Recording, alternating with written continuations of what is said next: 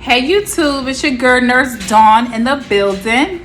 How is everyone doing on this blessed Monday? Okay, it is the 31st of January. We are officially here. And February is tomorrow. It is coming, which is my birthday month. Okay, so I am ecstatic. I'm ready. And I'm just ready. Okay, so this video is going to be about 8 tips on an LPN Med Pass. 8 tips, okay, for a LPN Med Pass to make a smooth transition during your shift, the day to evening shift. I don't know about the overnights because I never did overnights with an LPN Med Pass, but I can only imagine it's much easier. I want you to tune in, get your paper, your pencil paper, get your mental notes in. And this is for all the new nurses out here. What I've learned, what helped me within the last year and a half of being an LPN and working in a long-term care facility. These things has truly helped me to become a better nurse, time management, prioritize, and to have that shift just go smooth, okay? So before I go any further, make sure you like, comment, and subscribe to my channel.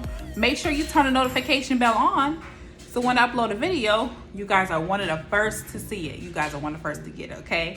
So, we just gonna jump right on and we ain't gonna waste no time, okay? So the first tip, okay, actually this ain't the first tip.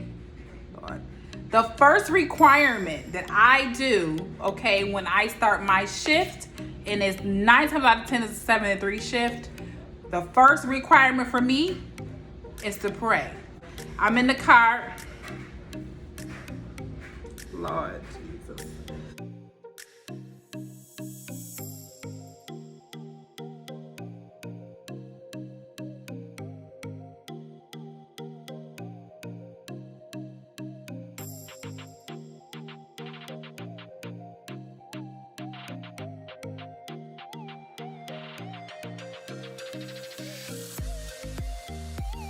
Praying, Lord, give me the patience, okay, and the willpower to get through this shift.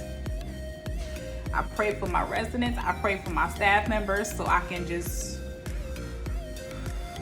get through this shift, okay? That ain't a tip. And maybe, yeah, it's a tip for you, but it is a requirement for me. Every shift I go into, every shift, okay?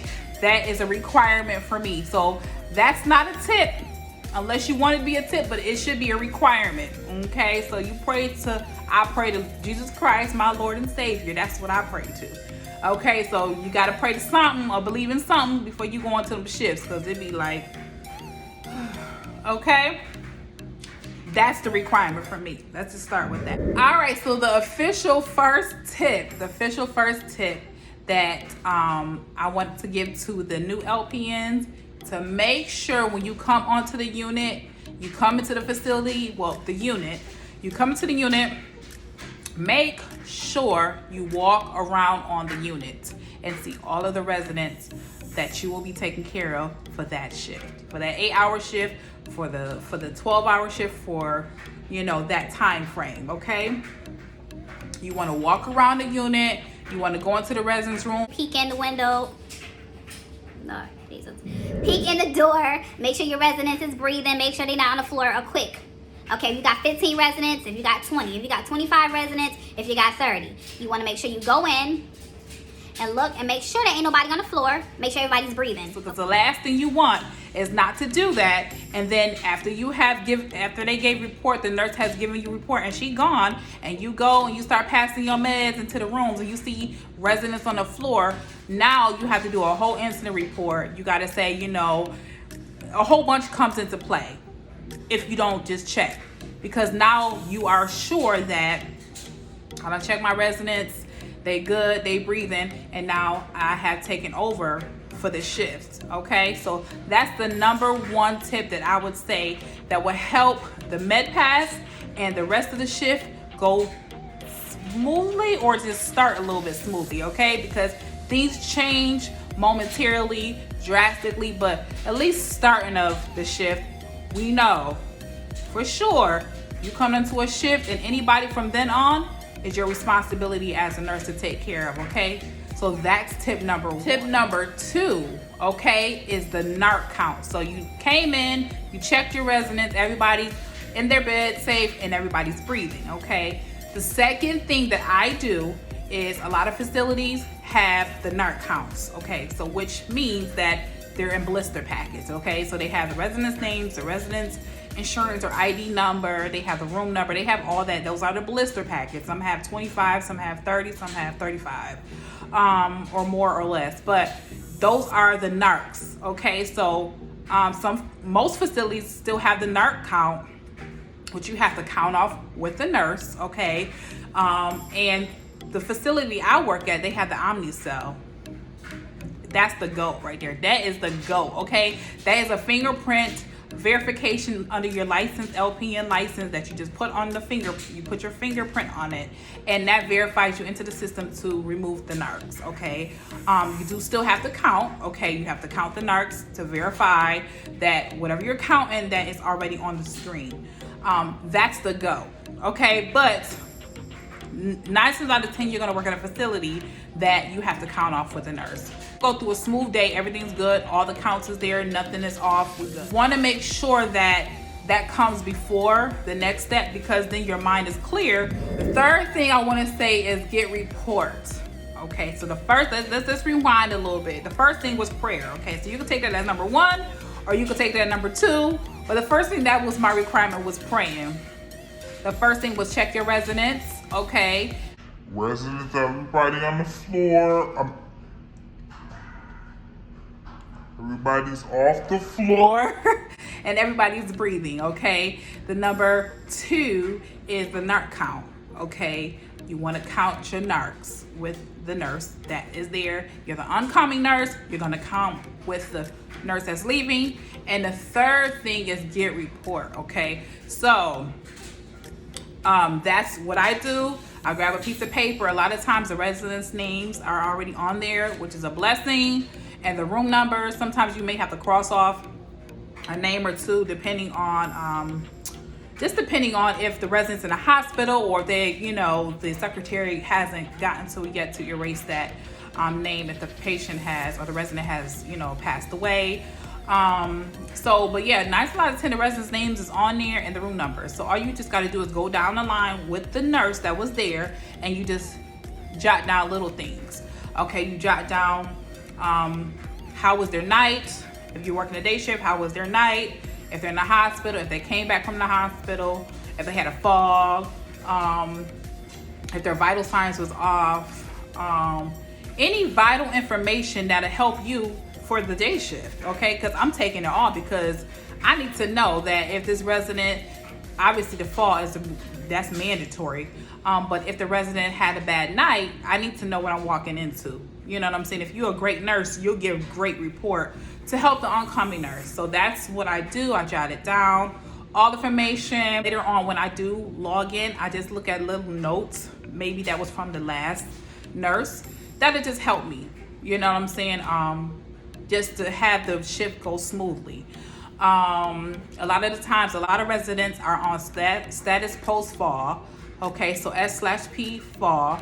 And so you have to do vital signs. So that's mandatory. And if the nurse forgot to tell me that or something, it'll be like little signs or little notes that's within the resident chart that it says status post-fall. This resident had a, fall, whatever, do vital signs. Okay, so that's the, cover yourself. All right, okay. So number 4 is that now you got your paper, you got the residents who you have, and so now you want to log in, right? So if this is a floor that you basically are new to, or you don't know, definitely for you nurses, you all nurses that have not been on the floor, this is like your float nurse or your per diem, you definitely want to do this. So you want to log into your login into the system, and you want to see who has narcs. Again, if this is a facility that you have to count the narcs off with, this is mandatory, because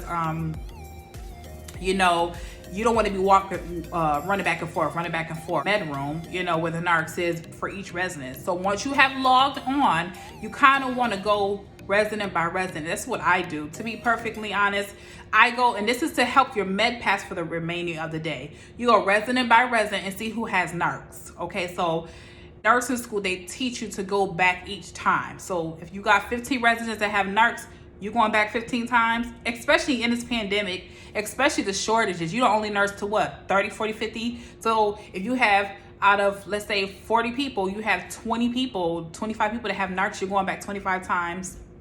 Okay, so what I do to help me out in my mental, okay, so I go through the residents. You got to go through all the residents and see who has narcs. So say 15 people have narcs. You want to go back to the med room. You got your paper. You're going to pull those narcs in the blister packets. You're not going to pop. We don't do pre-popping. That's a big no-no, okay? And you're going to take, say 10 residents get narcs in your shift. You're going to literally take the blister packet, okay? And you're going to take it and you're going to lock it up in the lock box on the cart. No pre-popping. The blister packet, the whole thing, okay? So that when you're going through your medication administration and you're administering these medications to each resident, you have that in the lockbox where you can pull the blister packet and you can pop it in the little med cup, okay? That's what you want to do to save you time, okay? Because we ain't got time to be running back 25, 35 times for different people with medication. You'll never get the med pass done within that time frame. Resident. That's gonna save you some time, okay? So that is a part of the narc tip that I would say that will definitely help you in your med pass, okay? Number 5 is stocked meds. Your stocked meds. So now you at your cart, you got your narcs for these residents, okay? So the first thing you wanna do is you wanna grab the stocked meds, okay? Because it's going to help you. It's going to help you on your in your med pass. A lot of times people take these stock meds with their medication administration every day, every shift. It could be Tylenol. It could be ibuprofen. Aspirin's 325. The aspirin's 81 milligrams. It could be those things that these residents take on their with their medication administration each shift every day. So those things need to be restocked. If you don't have them restocked, you find yourself keep going back and forth to the med room and or the Omnicell, which one place that I work, they have the stock meds in the Omnicell with the fingerprint. You be going crazy all day, okay? So ain't nobody got time for that. We trying to do this and we trying to do this fast, okay? So stock your meds before you do anything, okay? Number 6, okay? Clean the cart, okay? So, I mean, at any time you can kind of clean the cart. The only reason why I say you don't clean the cart in the beginning, because you're really just trying to, like I said, look at your residents, make sure they're off the floor and they're breathing. You want to get report. You got to count the narcs. You got to make sure everything with the narcs is good. Get the keys. And then, you know, you want to get your waters. You want to get your spoons, your cups, your med cups, and the cups the water is going, and straws to make sure everything is good. You want to get your stock meds. So you can do it at any time. For me, that's kind of like where I go with it, because after I clean, I'm ready to work. Okay, so after I clean the cart and I don't sanitize the cart, everything, I sanitize the keys, I'm ready to go. Like, I don't want to run back and get medicine. I just kind of the cleaning is like the last thing, and I feel my cart is clean. Let's get this med pass going so I can get this shift over with, okay, safely, and yeah, everybody good. That's my mental, okay. So that's why you can clean the cart. You can do those things in between anytime, but that's kind of my mojo when I go by, is cleaning the cart before I actually push the cart and start my med pass. Number 7, okay, is the BGs. Okay, so most residents, if not all, but not all, I wouldn't say all, but I have some residents that get their BGs checked, which is in the morning, the noon, the evening, and night, okay? So if you're working a day shift, a lot of the residents get their BGs checked before breakfast, lunch, before lunch, and dinner, okay? And so some people, to be honest, that's the start of the med pass, okay? So that is going to start your med pass going after you done got everything done that, you know, those little requirements for me, those tips. Now you're starting to do your med pass, okay? So you get the BGs, the requirements for those. And like I said, a lot of people have them 3 times a day. Some people have them once a day for the day shift or even night. And some people get it all breakfast, lunch, and dinner. You want to get those out the way before you pass any meds, because that's a requirement, and that's going to start the shift to, you know, go smoothly. If your residence BG is high, skyrocket, excuse me, if your residence BG is skyrocket or too low, okay? So now you got to fix it, which is, okay, you didn't do the morning BG, so now you done made it around 9:30, 10 o'clock, you did the BG, but their BG is 450. Why didn't you check it in the morning? You see what I'm saying? Number 7, number 8 as that tip, that kind of go hand in hand, okay? Because once you do the BGs and you jot it down on a piece of paper, what those residence BGs is, 9 times out of 10, if they just get the BGs, some people just get the BGs done and the fasting glucose, because that's what's on the EMR, the medication record. So that's what you're just gonna do. You're just gonna get the BGs. But some residents get their BGs done because they take insulin, right? So that's the thing. So once you have done your BGs, okay, you have to wait until the breakfast is served to give the insulins, the Humalog, the Lantus. You have to wait, okay? So in order to do that, you have to wait for the CNAs to pass their breakfast. A lot of times I'll ask the CNAs, can I have this person's tray? I have to give their insulin. Did you pass their tray to this resident? Because they have to get their insulin. And if so, if I have to pass it, I'll feed the resident. If they have to be fed, or I'll wait till the resident starts eating, and then I'll come and I'll give them the insulin. But that is a big one right there. If they have insulin that has to be given, you have to make sure insulin while they're eating, okay?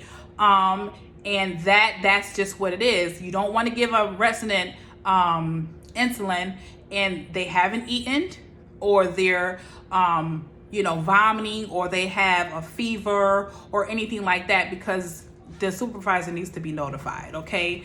And also there are ranges. If the ranges is too high, then the doctor has to be notified, or if it's too low, the doctor has to be notified. Just remember, this is a big tip. When you administer insulin equals food. Give them at the same time.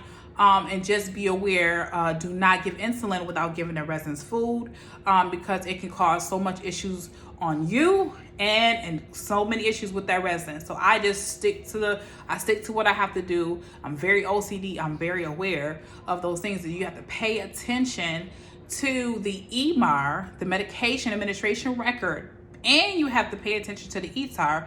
You can see the treatment. Sometimes the BGs are in there too. You don't want to miss the BG, especially you don't want to miss it ever. But if that's what's in it, you have to pay attention. Sometimes it's in the EMR where I work, and it's in the ETAR, which is a treatment area. I've seen. I'm like, oh my God, I'm glad I looked in detail, or else I really would have been messed up. 7 to 8 tips. I say 8 because I entered prayer if you wanted to, but it's really 7. You can implement, you can say 8, but it's so many under the umbrella of tips that you can do to make your med pass administration, and for you to be a safe, effective nurse for that shift go smoothly. Take your time. Make sure you read in detail. Don't be in a rush, but definitely don't go too slow paced that the residents don't get their medication on time and their treatments done on time. You just have to pay attention. There's always a go about it to do things and to work as an effective nurse, effectively safe nurse. And you just have to know how to do it. Those tips that I gave you, I hope and I pray that you take them, that you store them in your head. And if you want to write them down to help you, or just come back to the video, whatever like that, feel free to. And if you want to give any advice, or if you have any suggestions or tips or whatever, make sure you comment down below, because I'm always for like, oh yeah, you right, girl. You right, honey. Yeah, that too. I hope you enjoyed this video. And if you have anything else you want to give advice for, if you have any suggestions on any more videos that you want me to make, make sure you comment down below. And your girl got your back. She got your back, girl. She got your back. Okay. So until next time, again, make sure you like, comment, subscribe to my channel. Make sure you turn the notifications bells on so when I upload a video, you guys are one of the first to see. And you can also check out my other videos on the LPN, my journey. Also, I have videos on different LPN jobs, paying jobs. And I have just, just trying to just help and just motivate other women, men, and young ladies, younger, in your 20s or teens, on becoming a better nurse or to start your nursing journey. Okay. Stay blessed, stay prayed up, stay safe, woosah, okay, and keep God first. That's number one in all that you do. Okay. Until next time, see you later. Bye.